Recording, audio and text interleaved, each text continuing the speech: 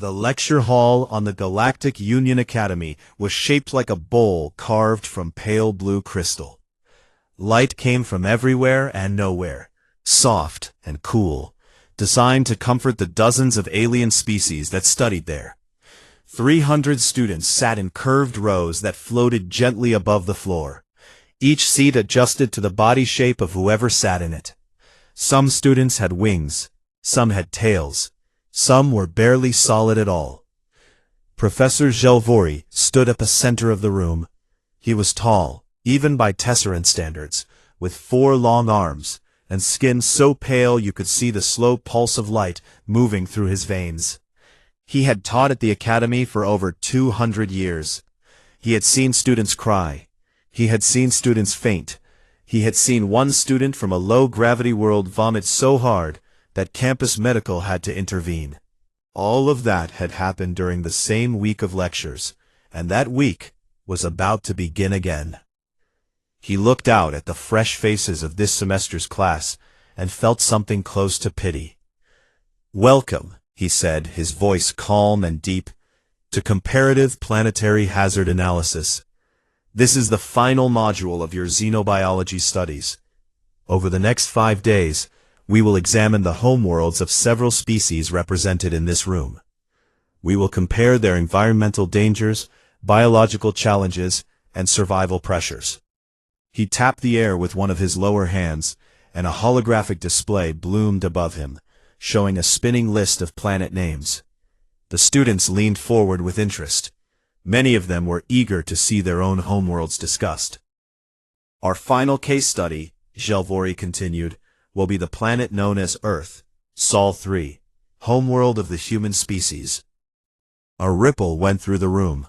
Whispers, sideways glances. In the 4th row, a large armored student named Torvan let out a low grunt that might have been a laugh. He was Dreth, from a world called Dreth Ka, a place so violent that his species was born with bone plating fused to their skin.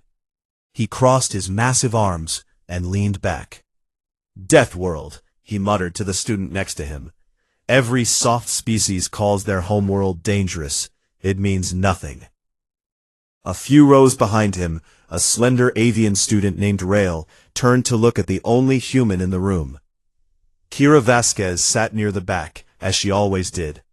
She was not large, she was not armored, she did not have claws or venom or bioluminescent skin. She was, by galactic standards, completely ordinary looking. Brown skin, dark hair pulled back, a calm face that rarely showed much emotion. She wore the same gray academy uniform as everyone else. Rael had spent 3 months trying to become Kira's friend. Kira was polite but distant, as if she was always watching things from a few steps away. But Rael was patient, and over time, they had begun to eat meals together and walk to class side by side. Rael liked Kira. Kira was kind and quiet, and sometimes very funny in a way that took a moment to understand. But there were things about Kira that Rael did not understand, like the long, jagged scar on her left forearm that she never explained, or the way she sometimes went completely still when a loud noise happened nearby, her eyes sharp and focused, her breathing perfectly controlled, before she relaxed again as if nothing had happened. Rael leaned toward her now. "Are you all right?" they whispered. Kira looked at Rael and smiled. It was a small smile, tight at the edges. "I'm fine," she said, then quieter, "They're not ready." Rael did not know what that meant. Not yet. At the front of the room, Gelvori raised one hand for silence. The whispers stopped. "I know many of you have heard stories about Earth," he said. "Rumors, jokes. Some of you believe it is exaggerated. I assure you, it is not. Earth is classified by the Galactic Union as a Class 12 death world. That is the highest danger rating ever given to a planet that produced intelligent life." Torvan shifted in his seat. His homeworld was a Category 7. He had always been proud of that. "To begin," Gelvori said, "let us look at the planet itself. He gestured, and the holographic display changed. A planet appeared, floating above the class, slowly turning. It was beautiful. Deep blue oceans covered most of its surface, broken by stretches of green and brown land. White clouds swirled in soft patterns across its face. Sunlight caught its edges and made it glow. Several students made small sounds of appreciation. A Qualine student named Lisette, who came from an ocean world and was deeply empathic, pressed her webbed hands together. "It is lovely," she said softly. Kira said nothing. She just watched the hologram of her homeworld turning in the alien light, and her expression did not change. Gelvori let them admire it for a moment. Then he spoke again, and his voice was different now. Careful, measured. "By the end of this week," he said, "you will understand why the Galactic Union refused to classify humanity under standard sentient species protocols for 40 years. You will understand why first contact was delayed, and you will understand why, in the classified files of the Union Security Council, there is a document that most of you are never supposed to see." He paused. "Let us start with something simple. The air." He tapped a command, and the room's environmental systems hummed. A new reading appeared on every student's desk screen, a breakdown of Earth's atmospheric composition. Nitrogen, trace gases, and then, in bright warning red, a number that made several students sit up straight. Oxygen, 20.95%. The Academy's environmental AI spoke without being asked. Its voice was flat and mechanical, cutting through the silence like a blade. "Caution. Simulated atmospheric composition contains hazardous concentrations of free radical oxygen. Prolonged exposure at this concentration poses extreme risk of cellular oxidation, combustion, and respiratory damage to 93% of known galactic species. Safety protocols advise immediate evacuation." No one moved. They all stared at the number on their screens. Then, slowly, every head in the room turned to look at Kira. Kira Vasquez, the only human in the room, was breathing. Just breathing. Slowly, calmly, the way she always did. The same air that would burn the lungs of almost every other student in the room was to her simply Tuesday. She noticed them staring. She raised an eyebrow. "What?" she said. At the front of the room, Professor Gelvori allowed himself the smallest of smiles. It had begun, and they were already afraid. He pulled up the next file. "Now," he said, "let us discuss what humans drink." The second day of lectures began with fewer jokes and more silence. Torvon was the first to arrive, which surprised everyone. The big Dreth usually walked in late, his heavy footsteps shaking the floor, his armored head held high like he owned the room. But today he was already seated when the others came in. He sat very still and said nothing to anyone. He had spent the previous night reading the Academy's open files on Earth. He had not slept. Professor Gelvori stood at the center of the hall with his 4 hands clasped behind his back. The hologram of Earth still floated above him, blue and green and beautiful, and as the students were beginning to understand, deeply wrong. "Yesterday," Gelvori began, "we discussed Earth's atmosphere. Today we will examine the planet's physical environment. I want you to understand something before we begin. Earth is not a world that tolerates life. Earth is a world where life must fight for every single breath. And yet, somehow, life there does not merely survive, it explodes." He brought up the first display, gravity. "Earth's surface gravity is 9.8 meters per second squared," he said. The number appeared on every screen, and beside it, a comparison chart showing the gravity of each student's homeworld. Rael looked at the chart and felt a chill run through their hollow bones. Rael's homeworld, Velen 3, had a gravity of 4.1. The Qualine homeworld was 5.7. Even Drethka, Torvon's brutal planet, was only 8.3. Earth was heavier than all of them. Humans evolved under this gravity, Zelvori continued. Their bones are dense. Their muscles are thick and powerful. Their hearts must pump blood against a force that would slowly crush many of your species over time. Every human who has ever lived has spent every moment of their existence carrying a weight that most of you would find crippling. He let that settle. Then he moved on. Water, he said, and the hologram shifted to show Earth's oceans. Vast, deep, endless blue. 71% of Earth's surface is covered in liquid dihydrogen monoxide. Lysith, the Qualine, perked up at this. Her people were aquatic. Water was home. But Zelvori raised a hand. Do not mistake Earth's water for what you know. On most habitable worlds, oceans are calm, temperature stable, and relatively shallow. Earth's oceans are none of these things. They reach depths of nearly 11,000 meters. The pressure at the bottom would crush any unprotected body into paste. The temperature ranges from near boiling at volcanic vents to below freezing at the poles. The water is filled with salt, making it toxic to drink without processing. And the surface generates waves taller than this building during storms that can last for days.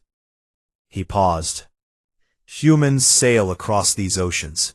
They have done so for thousands of years, in ships made of wood. Before they had engines, they used wind and muscle. Many of them drowned. They kept sailing. Lysith slowly lowered her hands to her lap.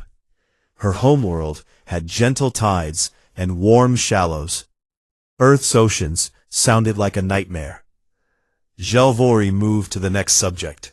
The hologram changed again, showing a cross-section of Earth's interior. Layers of rock and magma, a core of liquid iron spinning at enormous speed. Earth is tectonically active, he said. The planet's crust is broken into massive plates that move, collide, and grind against each other. This produces earthquakes, sudden, violent shaking of the ground that can flatten cities in seconds. It produces volcanic eruptions that can block sunlight across entire continents. It produces tsunamis, walls of ocean water that can travel at 800 kilometers per hour and sweep away everything in their path. He showed footage, real footage, taken from human recording devices. A city shaking apart, buildings folding like paper, water rising, black and fast, swallowing streets and homes and people. The sound was the worst part, a deep grinding roar mixed with screaming. Several students looked away. Rael's feathers were pressed flat against their body, a sign of deep distress. Humans build their cities on fault lines, Zelvori said quietly. They build them on the slopes of active volcanoes. They build them on coastlines that flood. When these places are destroyed, they mourn their dead, clear the rubble, and build again in the same spot. He let the footage stop. The room was very quiet. Now, he said, the sky. The hologram shifted upward, showing Earth's atmosphere from the outside. Bands of color, layers of gas, and beyond them, the blackness of space and the constant stream of radiation pouring from their sun. Earth's star is a G-type main sequence star. It bathes the planet in radiation, ultraviolet, infrared, and visible light. Earth's magnetic field deflects most of the worst radiation, but not all. Enough gets through to cause cellular damage, enough to cause mutations, enough to cause the disease humans call cancer, where their own cells turn against them and begin growing without control. He paused again. Humans responded to this by evolving melanin, a biological pigment that absorbs ultraviolet radiation and protects their cells. They grew their own radiation shielding.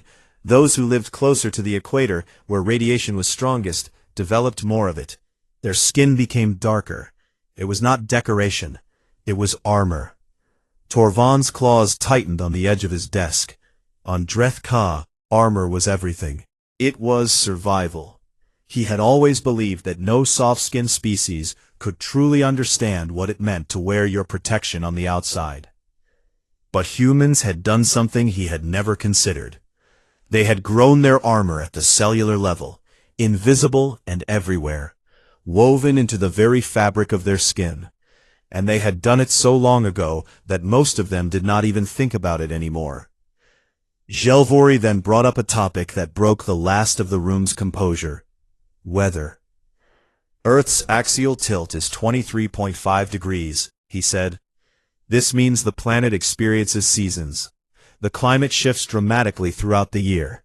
In some regions, temperatures drop so low that water freezes solid and falls from the sky as ice crystals. In others, temperatures rise high enough to kill an unprotected human in hours. The difference between the coldest and hottest places on Earth is over 150 degrees. Frozen wastelands, where humans wrapped themselves in animal skins and walked across ice.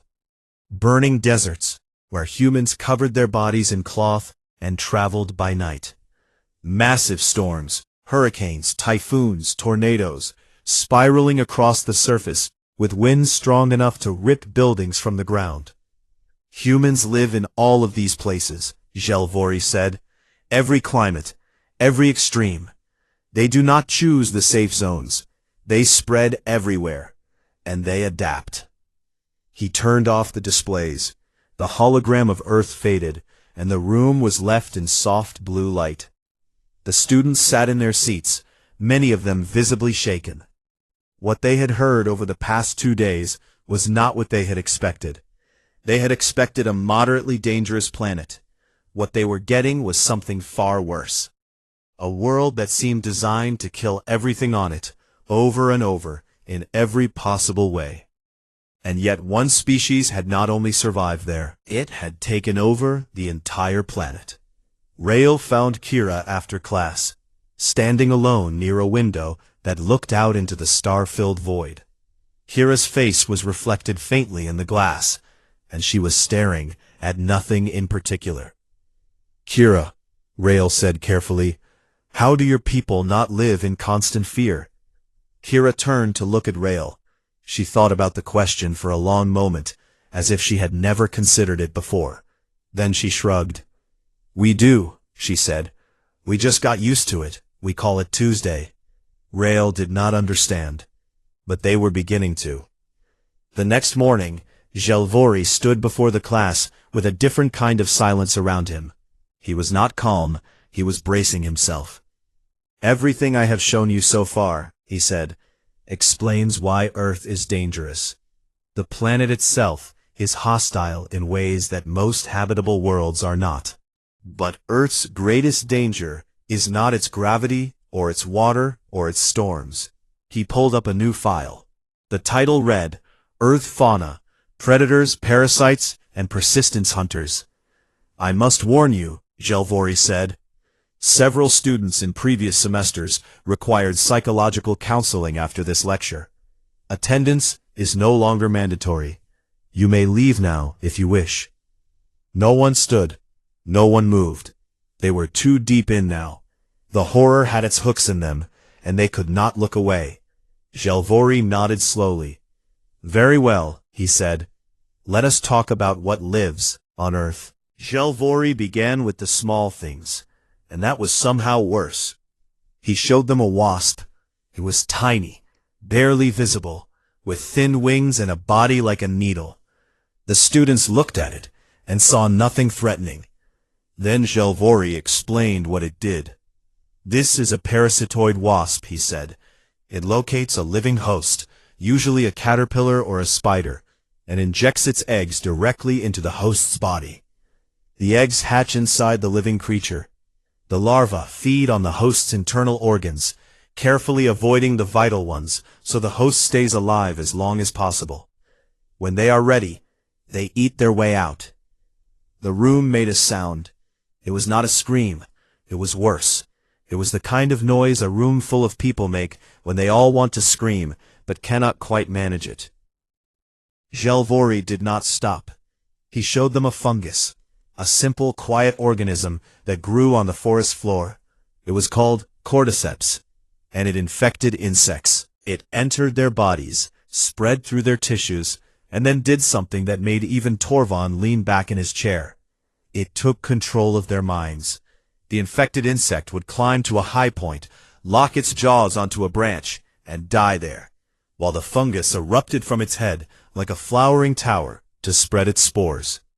The host is alive during most of this process, Jelvori said calmly. It is aware. It simply cannot control its own body anymore. He showed them a jellyfish, a transparent thing, almost invisible in water, trailing long thin threads behind it. The box jellyfish. Its venom could stop a human heart in minutes. Its tentacles could reach 3 meters, and it was nearly impossible to see coming. He showed them a saltwater crocodile, 5 meters long, armored in thick scales, with jaws that can crush bone like dry wood. It had existed in nearly the same form for over 200 million years. Evolution had looked at it and decided there was nothing left to improve. He showed them a honey badger, and despite the silly name, no one laughed. It was small, barely bigger than a human's arm, but it attacked animals 10 times its size. It had been observed fighting off lions. Its skin was so thick and loose that even if a predator grabbed it, the badger could twist inside its own skin and bite back. The students sat through all of this with wide eyes and clenched hands. Earth's animals were not just dangerous, they were creative about it. Every creature seemed to have found its own unique way to kill, poison, deceive, or consume something else. The entire biosphere was a war, and it had been raging for billions of years without pause. Then Jelvori changed the subject, and the room got very, very quiet. Now, he said, let us discuss the dominant species. The hologram changed to show a human, standing upright, arms at its sides, naked and unadorned. No claws, no fangs, no armor, no venom. Thin skin, flat teeth, small blunt nails, forward-facing eyes. Torvald looked at the image, and then looked at Kira, sitting quietly in her seat. He could not understand how this was the creature that ruled Earth. Jelvori began. Humans are not the fastest animal on their planet. They are not the strongest. They cannot fly. They have no natural venom, no biological armor, no camouflage. In a direct confrontation with most of Earth's large predators, a single unarmed human would likely lose. He paused. And yet, humans became the apex predator of their entire world. They did this in a way that no other species in the galactic record has ever replicated. They did not evolve to be better at killing. They evolved to be better at not stopping. It showed a human running across an open plain, under a hot sun, chasing a large 4-legged animal. This is persistence hunting, Jelvori said. It is the oldest hunting method humans used, and it tells you everything you need to know about them. Most predators on Earth hunt in short bursts, fast chases, ambushes, quick kills. The prey either escapes or it does not. But humans did something different. They followed their prey. Not fast, slowly, steadily, for hours, for an entire day, sometimes for 2 days. The class stared. Most Earth animals cool themselves by panting. They must stop running to do so. Humans cool themselves by sweating, releasing liquid from their skin while still moving. They do not need to stop. They can walk and jog under a burning sun, while their prey must rest or overheat. So the human follows, and follows, and follows. The animal runs. It escapes. It rests. It looks back and sees the human still coming. It runs again. It rests again. The human is still coming. Always coming. Never fast. Never stopping. Until finally, after hours, the animal's body fails. Its muscles lock. Its heart gives out. And the human walks up to it and kills it with a rock. Jelvori let the silence hang. Humans are cursorial endurance predators. They are among the greatest long-distance runners in their planet's history. They do not catch their prey. They break it. He moved on. The next section was about human biology under stress. When a human is frightened or threatened, he said, their body releases a chemical called adrenaline. This chemical increases their heart rate, sharpens their senses, suppresses their pain response, and temporarily increases their physical strength. Under adrenaline, humans have been documented lifting objects weighing over 1,000 kilograms to free trapped loved ones. Their bones break under the strain. They do it anyway, and they do not feel the damage until afterward. He showed medical records. A human who had been stabbed multiple times and continued fighting for several minutes before collapsing. A human who had fallen from a great height, shattered both legs, and crawled 3 kilometers to find help. A human who had been lost in frozen wilderness for days with no food, and survived by refusing, in their own words, to die. Human medical science, Gelvori continued, includes a practice called surgery. Humans cut open their own bodies with blades, reach inside, remove or repair damaged parts, and close the wound. The patient is kept alive and unconscious during this process through carefully controlled poisoning of their nervous system. Many of these patients walk out of the medical facility within days. Lisette had left the room. She had pressed her hands to her temples, her empathic senses overwhelmed by what she was picking up from Kira, who sat through all of this with the same quiet calm she always had. To Lisette, Kira's emotional state felt like a deep, still ocean, not peaceful, but controlled. Underneath that control was something vast and old and full of teeth, and Lisette could not bear to be near it anymore. After the lecture, Zelvori took the class to the simulation lab. It was a large room that could recreate any environment from the Galactic database. Today it was set to a simple program, a temperate Earth forest, at night. The students stepped in and were immediately surrounded by tall dark trees, the smell of damp earth, and the sound of things moving in the shadows. Insects buzzed. Something hooted in the distance. Leaves rustled, with no visible cause. The temperature was cool, but not cold, and the sky above the canopy was full of unfamiliar stars.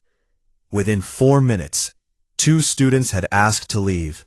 Within 10, 6 more had dropped out. The sounds were constant, layered, and impossible to track. Every direction held something unknown. The darkness was alive. Torvald stood in the middle of the forest with his fists clenched, his armored body tense, his head turning at every sound. He was a predator from a world of predators, and this place made his skin crawl. Kira walked through the forest barefoot. She had taken off her shoes at the entrance and stepped onto the simulated earth with a small, quiet sigh, like someone coming home after a long trip. She moved through the trees without hurry, her steps soft, her breathing slow. She tilted her head to listen to the insects and smiled at something none of them could hear. Rael stayed close to her, their talons gripping the soil nervously. "You are not afraid," Rael whispered. It was not a question. "No," Kira said. She looked up through the canopy at the fake stars. "I used to camp in places like this when I was a kid. My mother would take me. We would sleep on the ground and listen to the owls." She paused. "This is a nice night." Rael looked around at the dark, noisy, rustling, living forest that had already broken a dozen students, and then looked back at Kira, who was standing in it the way other people stood in their own living rooms. Rael understood then. Not fully, but enough. This was not bravery. Kira was not being brave. She had simply grown up inside the mouth of the beast, and she had never known anything else. When the simulation ended and the lights came back on, Gelvori stood before the shaken class one final time that day. His expression was grave.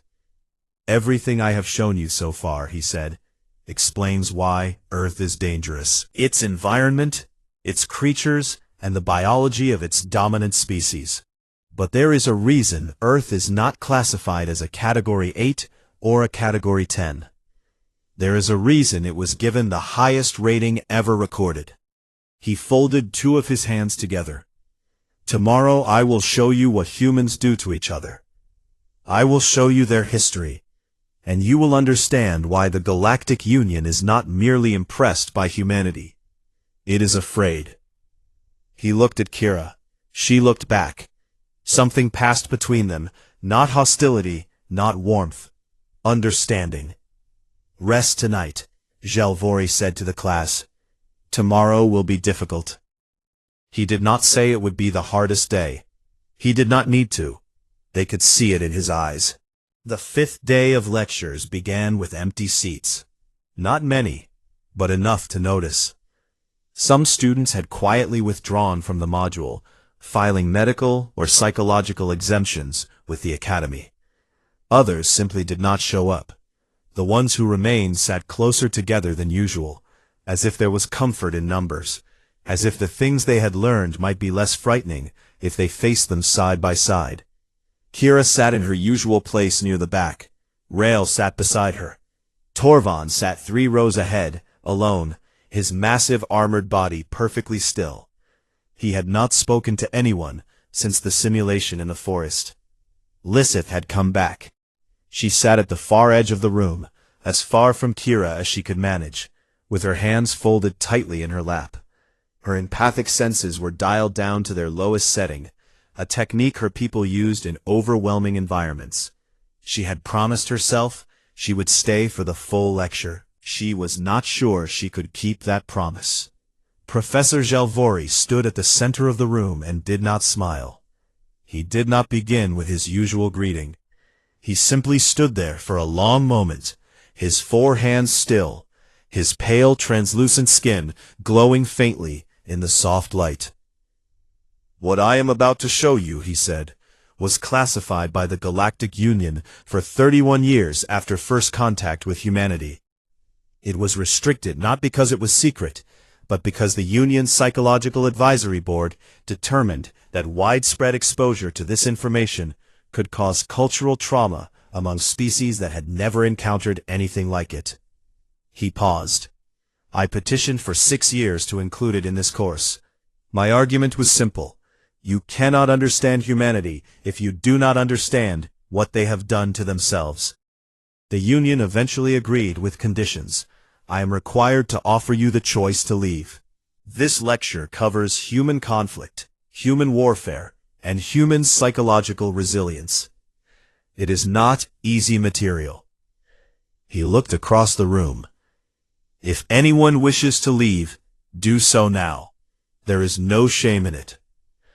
No one moved. The room held its breath. Jalvori nodded once. Very well. He brought up the first display. It was simple. Just numbers. White text on a dark background. Recorded wars in human history, over 15,000. Total estimated deaths from human conflict, over 1 billion. Longest period of global peace in recorded human history, none. There has never been a single day where no humans were fighting each other somewhere on Earth. The students read the numbers. Some of them read them twice, certain they had misunderstood. On most galactic worlds, large-scale conflict had occurred a handful of times before species either unified or destroyed themselves. 15,000 wars was not a number that made sense. Jalvori let the silence do its work. Then he moved on. In the year 1939, by human reckoning, he said, a conflict began that humans call the Second World War. It lasted 6 years. It involved most of the nations on their planet. By the time it ended, between 70 and 85 million humans were dead. He showed images. Cities reduced to rubble. Fields of graves stretching to the horizon. Thin, hollow-eyed humans behind wire fences, their bodies starved down to bone. Smoke rising from places that should not have been burning. They did this to each other, Jalvori said. Not to an alien enemy, not to a rival species. Humans who looked the same, spoke similar languages, and shared the same biology, stood on opposite sides of lines drawn on maps, and killed each other in numbers that most galactic civilizations have never experienced in their entire history. He let the images fade. And when it was over, he said, they did not collapse. They did not retreat into isolation. They buried their dead, rebuilt their cities, and within 20 years, they were stronger than before. The next part of the lecture was the one that broke the room. Zelvori explained nuclear weapons. He explained them carefully, step by step, so there could be no misunderstanding.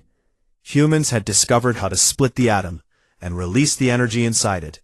They had built devices that could destroy an entire city in a single flash of light. The heat at the center of the explosion was hotter than the surface of their own sun. They had used these weapons on each other. And then they had built more, thousands more, enough to destroy their entire planet several times over. And instead of disarming, instead of stepping back from the edge, they had pointed these weapons at each other and said, if you use yours, I will use mine, and we will both die.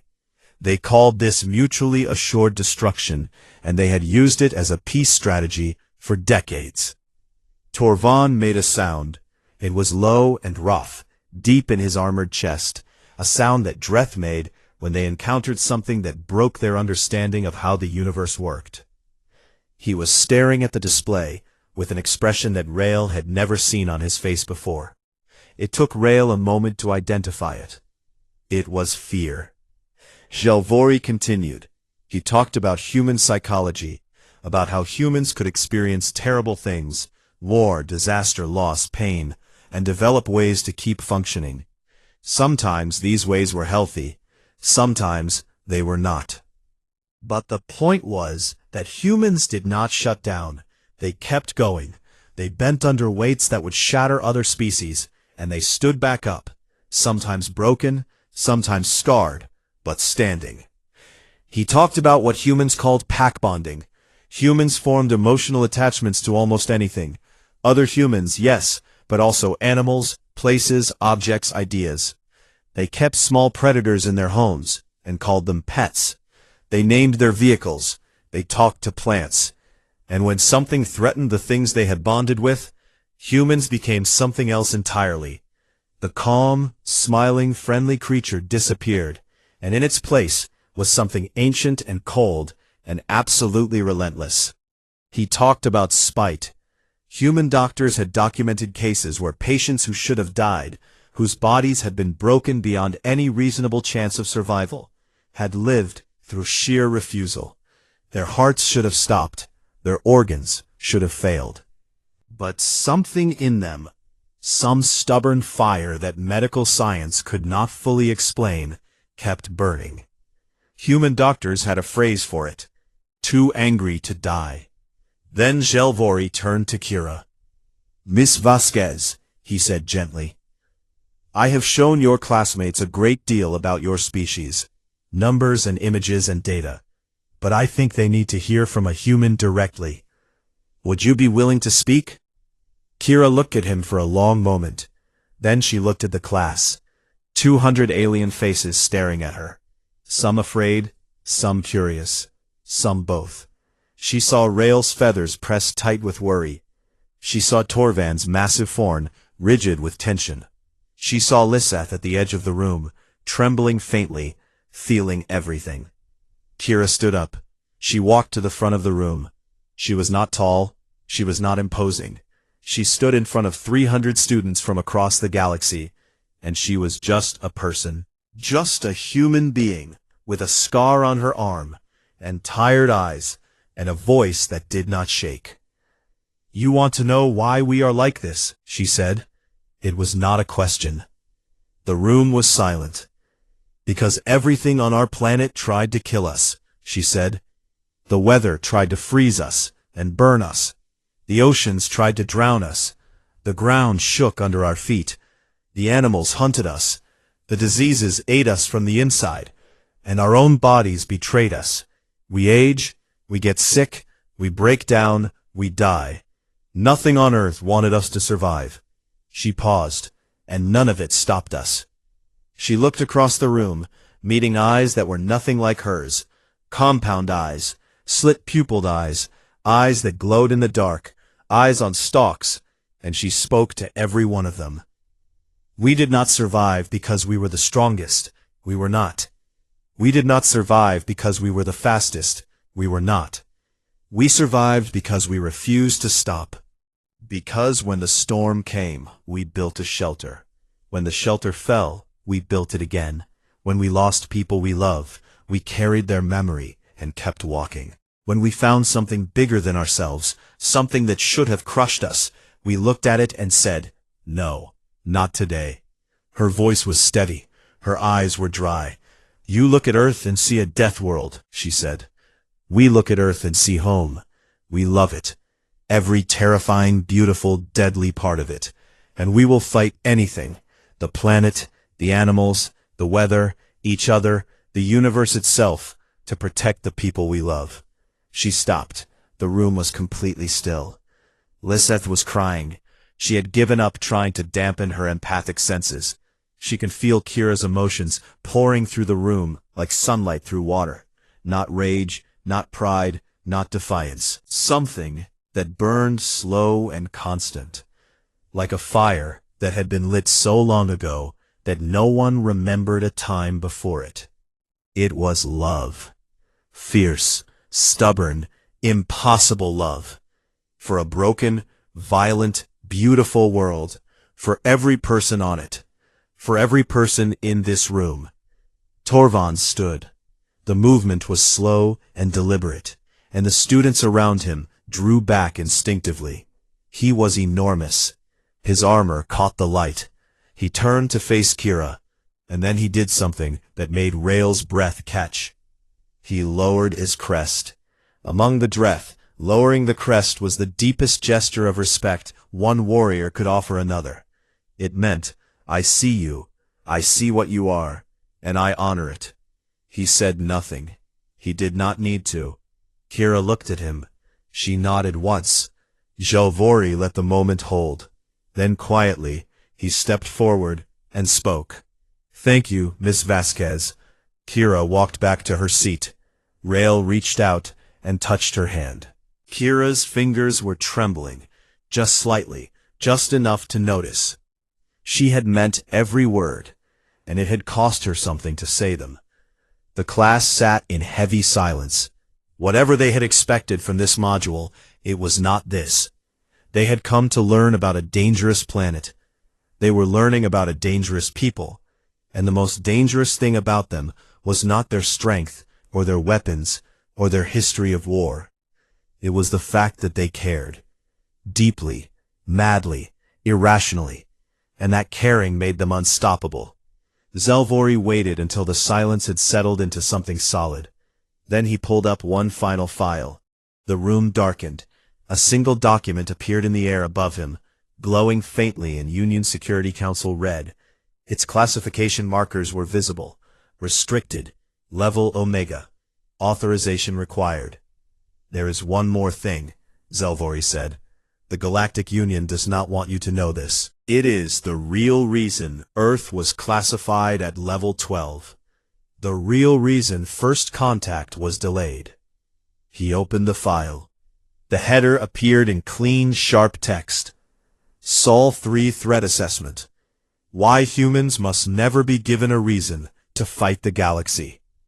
The room went cold. The document floated in the air above them, glowing a soft and terrible red.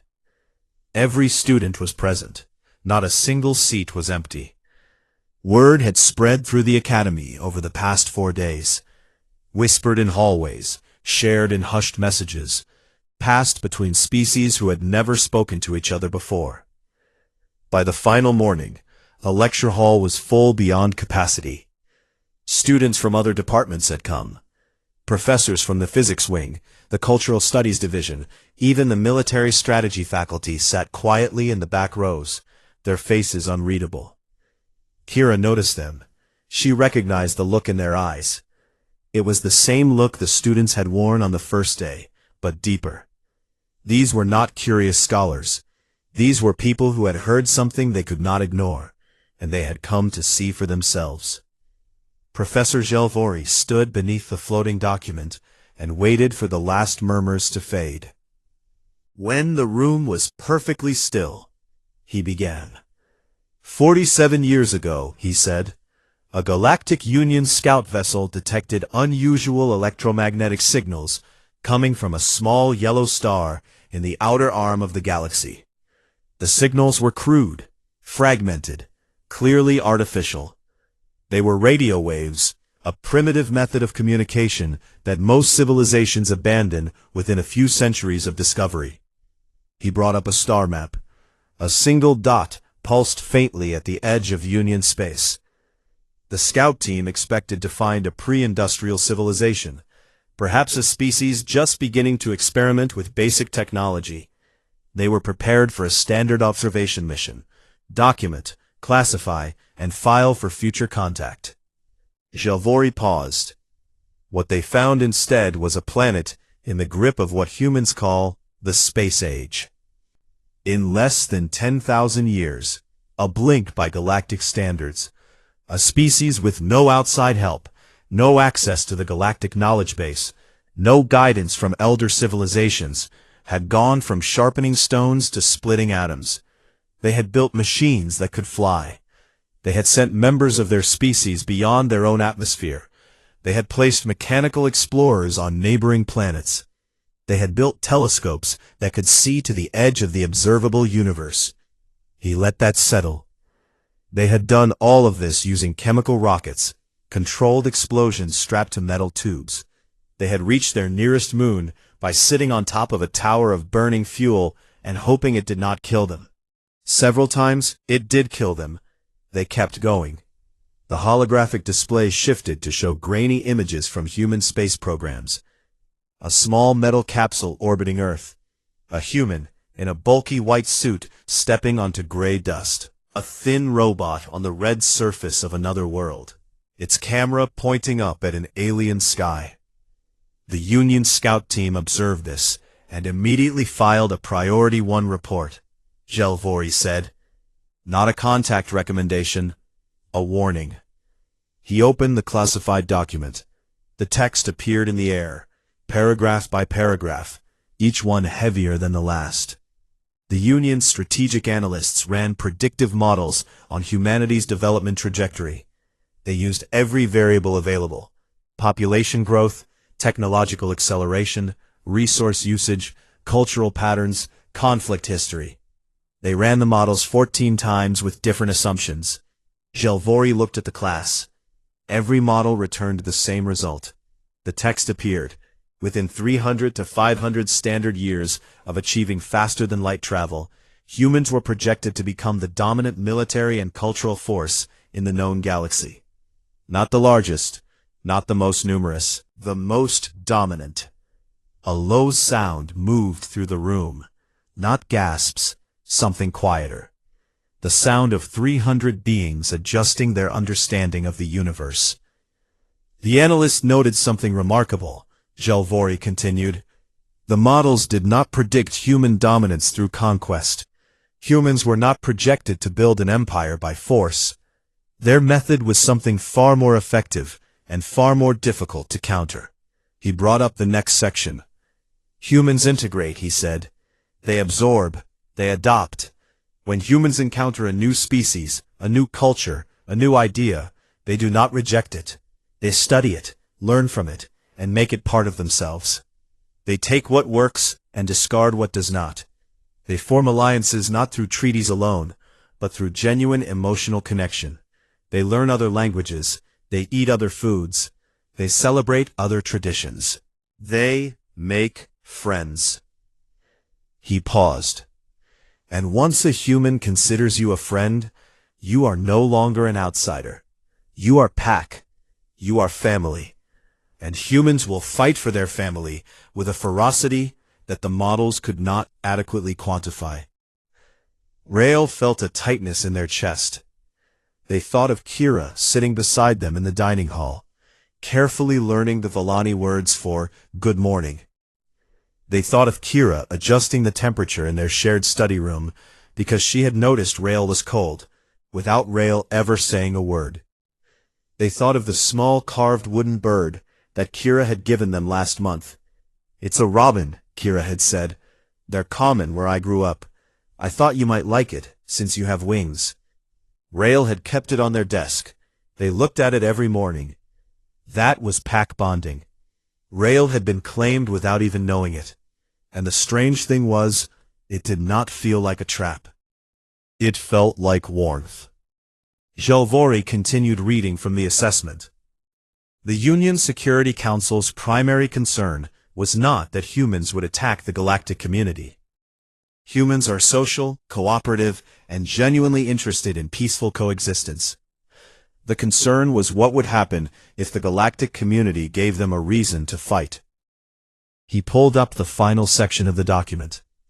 The room was so quiet that Lissif could hear her own heartbeat. "The assessment concludes with the following statement," Jalvori said. He read it aloud, his voice steady and clear. "Humanity represents a unique and unprecedented case in galactic history. They are a Class 12 Deathworld species with an unbroken record of surviving extinction-level challenges through adaptability, cooperation, and relentless persistence. They form deep social bonds across species lines. They innovate under pressure at a rate that exceeds all existing models. They possess a documented capacity for both extraordinary compassion and extraordinary violence. And the boundary between the two is defined almost entirely by whether the humans in question believe their loved ones are safe." He looked up. The Council's recommendation was as follows. "Do not threaten what humans love. Do not harm what they have claimed as theirs.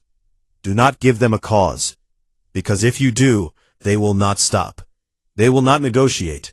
They will not tire. They will come for you with every tool, every weapon, every ounce of creativity and fury that a 4-billion-year death world evolution has given them. And they will not stop until the threat is gone, or they are." The document faded. The room was dark and still. He folded all 4 of his hands together and looked at his students for a long moment.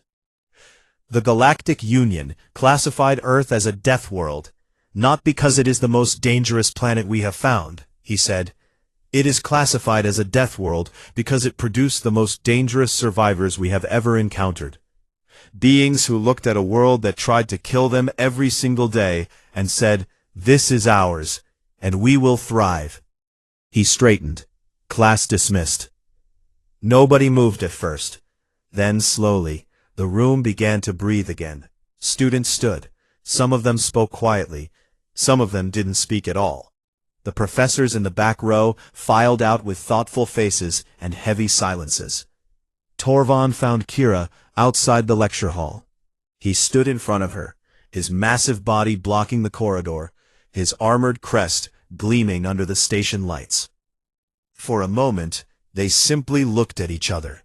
The Dreth warrior and the human woman, both products of worlds that wanted them dead. "I want to train with you," he said. His voice was rough but serious.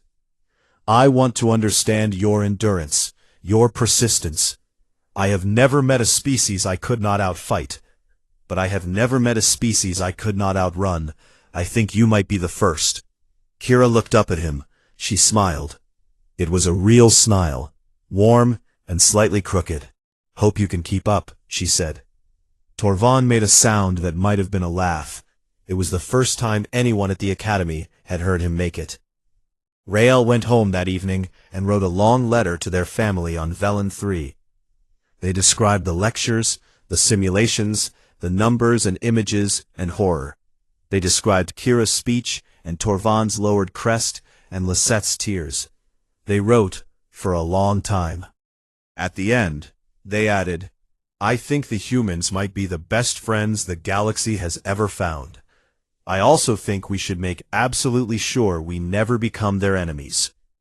Lisseth found Kira alone on the observation deck that night. The Qualine approached slowly, her webbed hands clasped, her dark eyes shimmering with reflected starlight. "I owe you an apology," Lisseth said. "I left the room during your lectures. I could not handle what I was sensing from you, but I understand now what I was feeling. It was not danger. It was not violence. She paused. It was hope. I have never felt hope that strong from any species. It was like a fire that does not go out. And I think that is the most human thing of all. Kira looked at her. Then she stepped forward and hugged her. Lisette had never been hugged before. It was a strange sensation. Warm, firm, enveloping. She felt Kira's heartbeat against her own chest, steady and strong. The heartbeat of a creature built to survive on a world that should have killed it 1,000 times over. Lisette's empathic senses flooded with warmth, and she cried, not from sadness, not from fear, but from something she did not have a word for. Kira held her and said nothing, because sometimes nothing was exactly the right thing to say. Later, Professor Gelvori sat alone in his office and filed his end-of-semester report. He wrote his evaluations and his grades and his notes on curriculum adjustments. At the very bottom, in the recommendations section, he wrote, "Increase human exchange student admissions immediately. They have much to teach us, primarily how to refuse to die." He sent the report and turned off his console. That night, Kira stood on the observation deck alone. The academy orbited slowly in the dark, and the galaxy spread out before her like a sea of light. Millions of stars, billions of worlds, civilizations older than her species had names for. A universe so vast and strange that it should have made her feel small. It didn't. She looked out into the dark and found a faint yellow star, almost invisible among the brighter ones. Sol. Home. A tiny sun orbiting in the unfashionable end of the galaxy, warming a small blue world that was, by any reasonable measure, trying to kill everything on it. She smiled. Rael appeared beside her. They stood together in comfortable silence, looking out at the stars. After a while, Rael spoke. "Do you miss it?" Kira thought about rain on her face, about the sound of thunder rolling across a valley, about cold mornings and hot coffee, and the way her mother used to laugh when the dog chased birds it would never catch. "Every day," she said. They stood there together for a long time. A human and an alien, side by side, watching the universe turn. And somewhere, impossibly far away, on a world of fire and flood and fury, a world of war and wonder and stubborn, screaming, beautiful life, the sun rose over Earth, and 8 billion Deathworlders woke up, looked the universe in the eye, and got on with their day.